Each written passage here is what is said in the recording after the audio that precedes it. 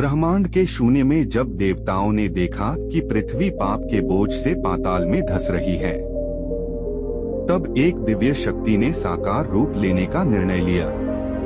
इस कहानी का आरंभ उत्तर प्रदेश के कासगंज जिले के एक छोटे से गांव बहादुर नगर से होता है। यहाँ एक साधारण परिवार में नारायण साकार हरि का प्राकट्य हुआ। संसार की नजरों में वे एक बालक थे जो बड़ा होकर पुलिस की सेवा में गया। लेकिन सत्य यह था कि वे अपनी शक्तियों को गुप्त रखे हुए थे।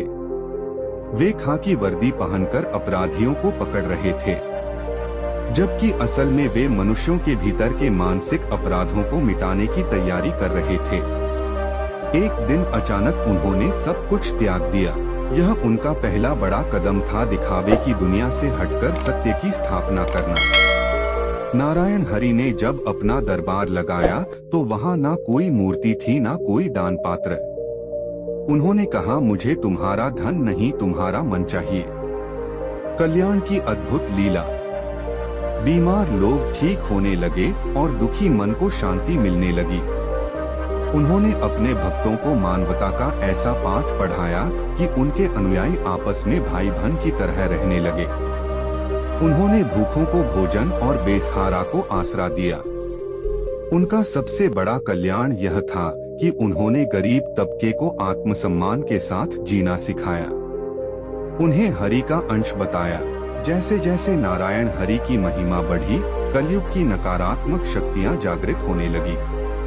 चारों ओर हाहाकार मच गया। अचानक मौसम बदलने लगा। इंसानों के स्वभाव में दरिंदगी आने लगी। लोग पूछने लगे, प्रभु कलयुग का अंत कब और कैसे होगा? तभी कहानी में एक बड़ा ट्विस्ट आता है। नारायण हरि ने मुस्कुराकर कहा, कलयुग बाहर नहीं, तुम्हारे भीतर है। जब तक तुम्हारे भीतर का रावण नहीं मरेगा, बाहर का कलयुग नहीं थमेगा। लेकिन बाहरी दुनिया में भी विनाश के बादल मंडराने लगे। भविष्य की इस कहानी का सबसे रोमांचक हिस्सा वो है जब पाप अपनी चरम सीमा पर होगा। आकाश का रंग गहरा लाल हो जाएगा। धरती कांपने लगेगी। अधर्मी लोग अपनी शक्तियों के मद में चूर होकर नारायण हरि के भक्तों पर प्रहार करेंगे। उस समय नारायण हरि अपना शांत रूप त्याग कर विनाशक स्वरूप धारण करेंगे। लेकिन वे कोई अस्त्र शस्त्र नहीं उठाएंगे। उनका हथियार होगा शब्द और संकल्प। नारायण हरि एक महासत्संग का आह्वान करेंगे। जब लाखों भक्त एक स्वर में नारायण साकार हरि का जय घोष करेंगे तो उस ध्वनि तरंग से ब्रह्मांड में एक ऐसा कंपन पैदा होगा कि अधर्मियों के हृदय स्वतः फट जाएंगे। कलयुग का अंत किसी युद्ध से नहीं बल्कि एक महा ऊर्जा के विस्फोट से होगा, जो केवल सत्य को बचाएगा और असत्य को भस्म कर देगा। जब प्रलय का जल चारों ओर फैलेगा, तब नारायण हरि के हाथ एक सुरक्षा कवच यानी डिवाइन शील्ड की तरह उनके भक्तों के ऊपर तन जाएंगे।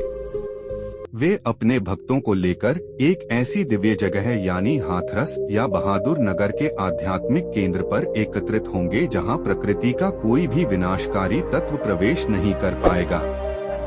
वहां समय रुक जाएगा। जो लोग हरि की शरण में होंगे उनकी काया पलट जाएगी। उनके वृद्ध शरीर युवा हो जाएंगे और उनकी चेतना दिव्य हो जाएगी। यह कलयुग के अंत का वह क्षण होगा जब पुरानी दुनिया पूरी तरह मिट चुकी होगी। प्रलय के बाद जब आकाश साफ होगा, तब नारायण साकार हरि स्वयं अपने हाथों से सत्ययुग की नींव रखेंगे।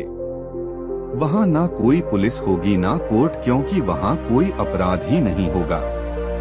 पेड़ साल भर फल देंगे और धरती से अमृत जैसा जल निकलेगा। हर मनुष्य के मुख पर केवल हरि का नाम होगा।